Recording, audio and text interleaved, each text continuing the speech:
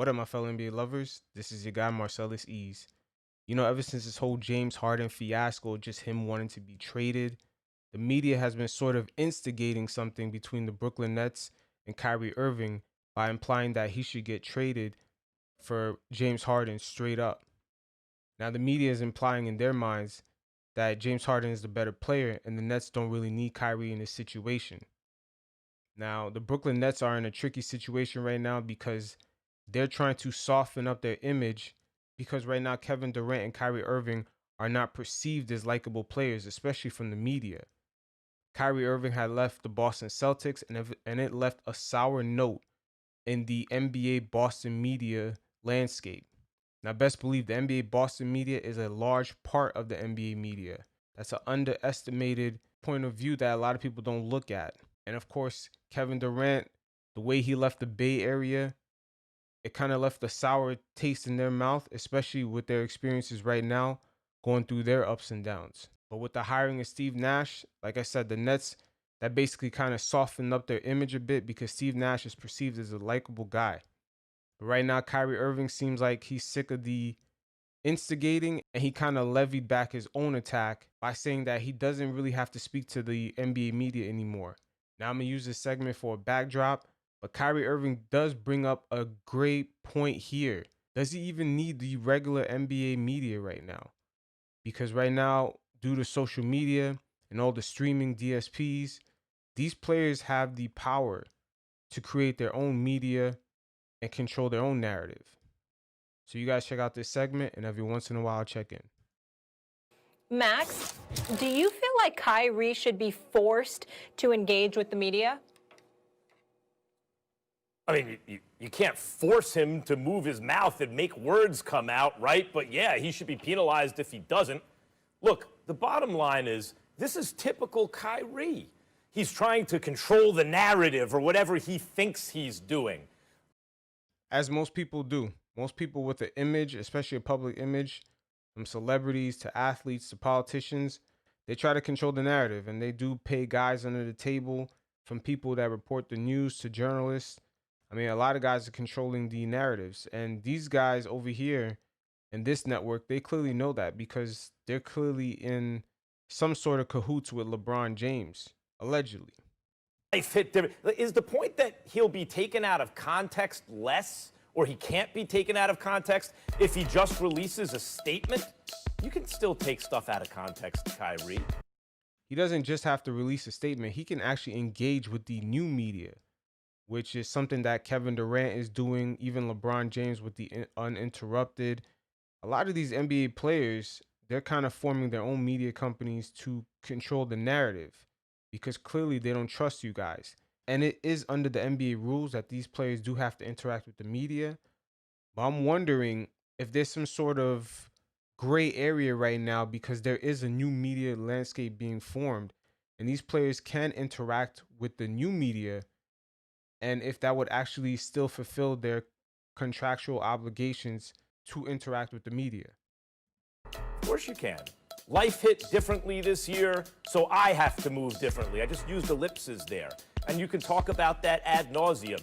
He's self-involved. He's not thinking about his team. See, Kyrie, I could do that, and others can, whether they're good, well-intentioned or not. It could be an honest mistake or it could be malicious. If you think the media is malicious or members of them have something out, against you or something like that. Yeah, you guys clearly do, especially you, Max, because you guys clearly, when he came up on your show, he clearly stood you up one time and you felt the type of way about it because, clearly you think you're smarter than he is. But what Max is doing here, he's trying to act like and come up with shaming tactics of saying that Kyrie is going to abandon his teammates by not speaking to the media. He's going to probably even bring up him talking about the flat earth theory. You're going to see a lot of babying and a lot of shameful tactics to try to shame Kyrie from speaking with the media. But at the end of the day, right now, the media does have a major rug pulled right under from their feet because their word is no longer liquid gold like it used to be. Now that there's other checks and balances like social media, fans could chime in and just, give their point of view. They kind of had the rug pulled from underneath their feet. and they're not as powerful as it once was. They can still do that. That doesn't make any sense. Or is the point that here's my statement? No, the point of media accessibility is to ask you questions. I know you'd like to talk about what you'd like to talk about, but the reason everyone's making a living doing this, including you, is because the media covers it and delivers it to the fans, the paying customer. It used to be that way. It no longer is. Now the paying customer can go directly to the players through their Instagram, through their social media feeds. They can even interact with the players. The players can go live, just like how the Laker players did during the championship. We seen Dwight Howard go live. That's access fans normally wouldn't have, and he could speak directly to the fans. He doesn't even have to speak to the media. So an average fan could just, discover these guys on YouTube or whatever without even having going through the regular medium that they used to have to go through, which is the media. I remember there were times where the only times you could catch up with the sports stats and scores and highlights were just going through ESPN. That's no longer the case. And they have questions. And by extension, the media, in a sense, is an extension of them. Here are the things we believe, at least, the people would like to hear about. Now, if you think they'd like to hear about other things too, go ahead, mention other things. But just to release a statement is like a scared way to behave. Do you See, pay attention to the coded words that this guy's going to use. And a lot of the other media members are using the same coded words because at the end of the day, Kyrie's saying that their jobs is not really necessary right now, especially in this landscape. feel that you can't articulate your point well enough, just if extemporaneously? See right here? Can't articulate. You see, they're going to go after how smart he is. Or just, once again, here's all the shaming tactics. You need time to prepare a statement to try to make it ironclad?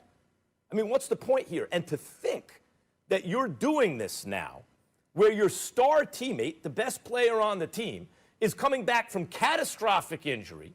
The media is going to have a lot of questions about the Brooklyn Nets playing in the biggest media market on planet Earth for a basketball-starved fan base. And you're absolving yourself of the responsibility of answering questions? So what, that all goes to KD now?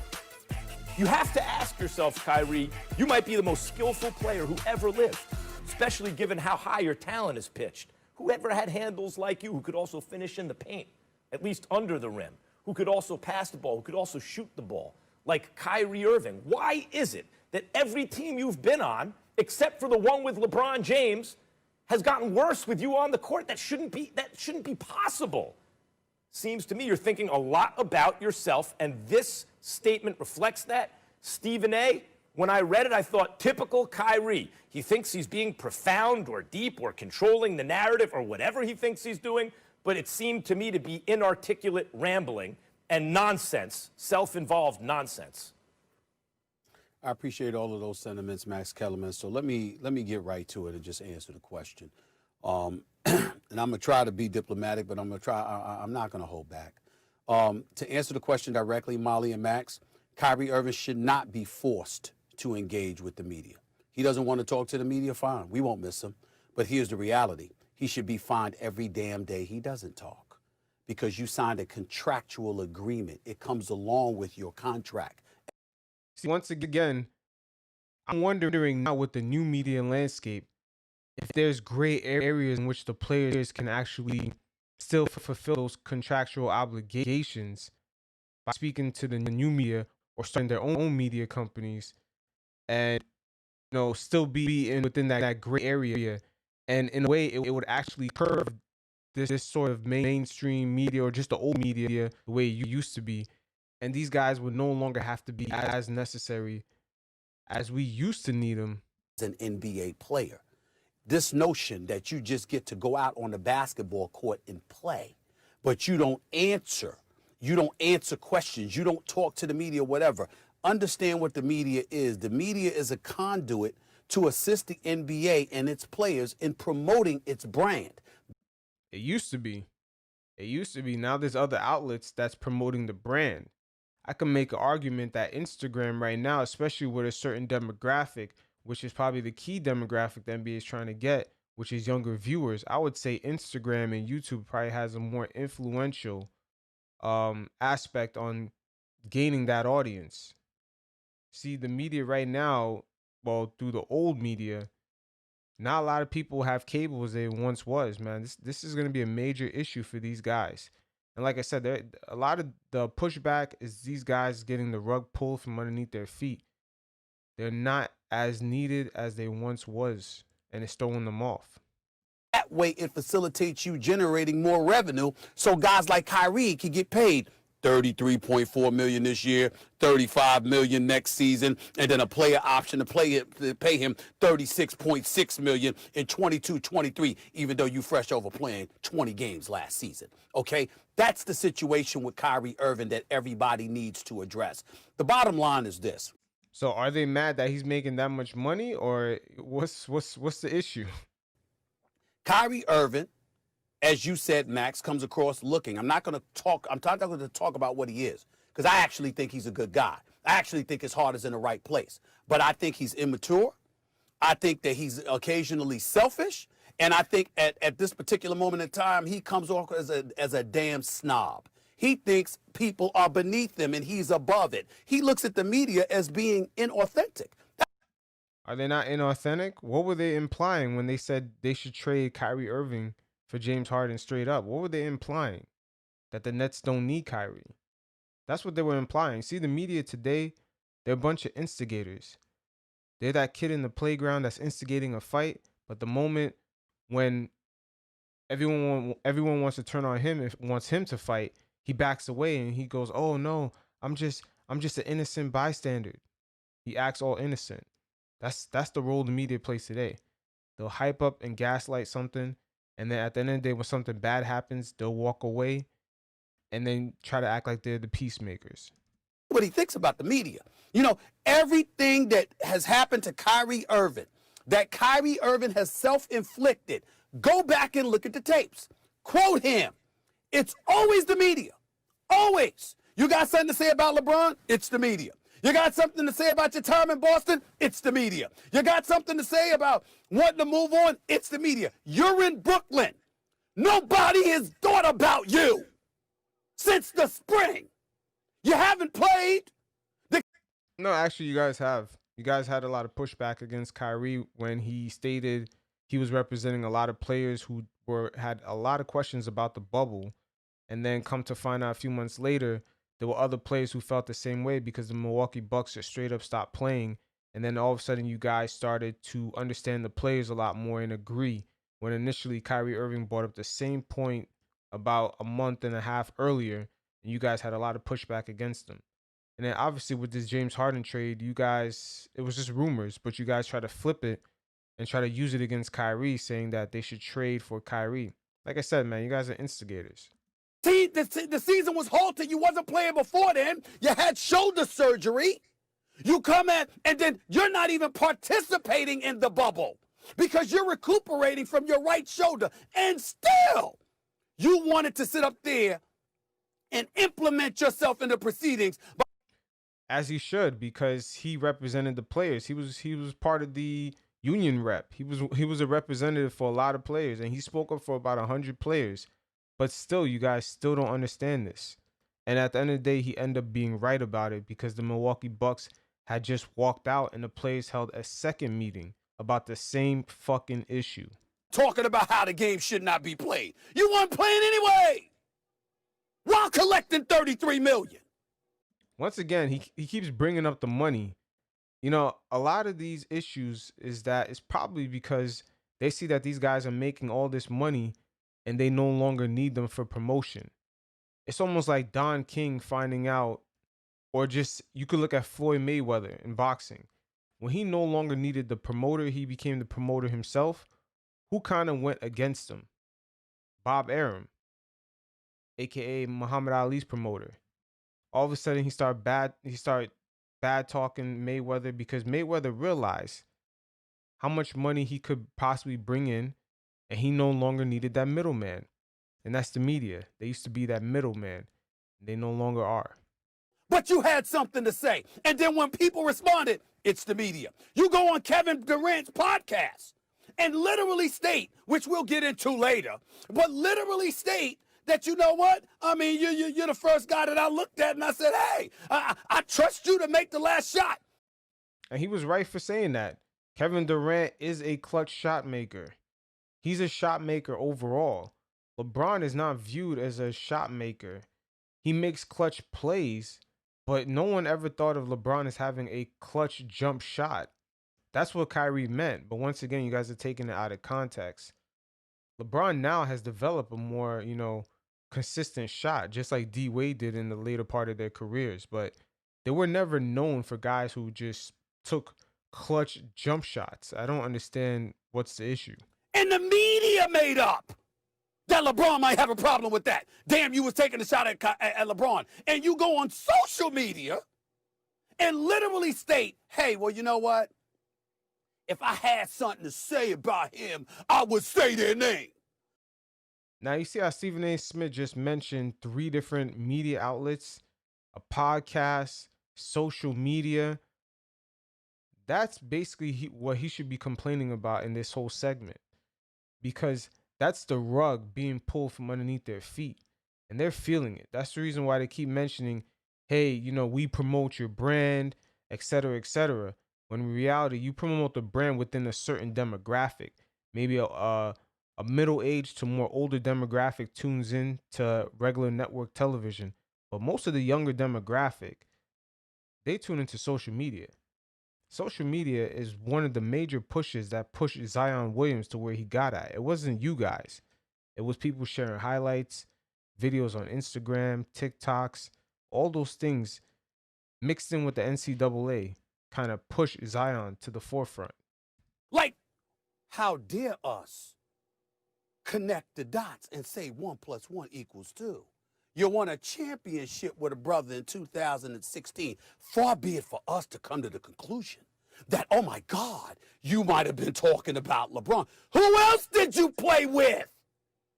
Jason Tatum? Jaylen Brown? That's who you were talking about? Not LeBron, who you won a chip with? Who happens to be the greatest player in the world for the past decade? In Kyrie's world, it's always us. It's never him. No matter what he says, no matter who he says it to, no matter what. Hey, Max, you brought up, I tried to stop you from condemning him for talking about how the world was flat. The earth was flat. Okay? Guess what? That was. Anytime they disagree with Kyrie, they bring up that flat earth theory. I still think Kyrie was trolling them because he knew it bothered the media that he kept saying that. So he just kept saying it. Max, that wasn't him, Max. That was you. That was you, Max. It was your fault. It was your fault that Kyrie said that, Max. You put those words into his mouth. And Max is still mad that he lost an argument when Kyrie showed up to their show to a guy who believes in a flat earth theory. That's what really bothers Max, because, Max thinks that he's a very intellectual person. You forced him to articulate and disseminate that message to the world. You did that, Max. It's never Kyrie until he sits back, takes a deep breath, pauses, and says, hey, you know what? As I reflect upon these things, I may have made a mistake here or there. I got to be better than that. There's young kids watching. As you reflect. But in the moment, one moment, after another moment, after another moment, after another moment, it's always somebody else. So my response in closing is this. Yeah. If he doesn't speak, fine. We won't miss him. Show up on the court at the Barclays Center. Devil's advocate. Put on the show that you can put on, because he is a sensational showstopper player. But if he doesn't want to talk, fine. Yeah, just one of my remind favorite him, to watch. if you're the NBA, of his contractual obligation, and find his ass every day he doesn't talk. Yeah, the media definitely feels the type of way. They're going to hope that Kyrie isn't successful or even grows to be a bigger star, because that's going to set a precedent. That's another issue. This could set a precedent for other players to follow suit, because they know in the back of their minds they're instigators. And if Kyrie becomes more successful with this approach, a lot of other players are going to follow suit, and they're hoping that the NBA is going to wheel them back in so they can keep their jobs and be a more, I would say, effective, middleman as far as promoting the league. Because right now, the league, I'm surprised, or I wouldn't be surprised if their next TV deal is with a tech company. And that's basically gonna begin to lift the rug up from the media's feet even more. When I say the media, I mean traditional media like this, because now with the tech companies, they're gonna put the NBA more into their algorithms, and they're not gonna need a middleman promoter as much. Because that comes along with your contract. Other than that, it's none of our business. Here's what. Guys, Here's can I what play comes devil's across advocate here really quickly, since it Go ahead, seems Molly. you Go agree? ahead, Molly. Yeah, I just want to go. No, Max seems like he wants to say something. Go ahead, Max. No, go ahead. Go ahead. All right, so basically I was going to say this. You guys both have powerful voices in the media. Stephen A., sports media, probably more prominent than anyone's. And you've had things misconstrued before, right? You've had things taken out of context. People take clips, they grab them, etc. You know, it's funny Molly just said that, because that's exactly what these guys do. They grab clips, they grab things, and they formulate their own narratives. That's exactly what they do, and then they hide behind the whole unnamed source thing. That's a major problem in the media. This whole unnamed source is basically has become code word for, I'm just gonna make up a narrative and I'm gonna hide behind this unnamed source, which is probably never a source to begin with. I'm just making shit up. It's frustrating, sometimes infuriating. You want to go and defend yourself, or I don't know if you choose to just let it go.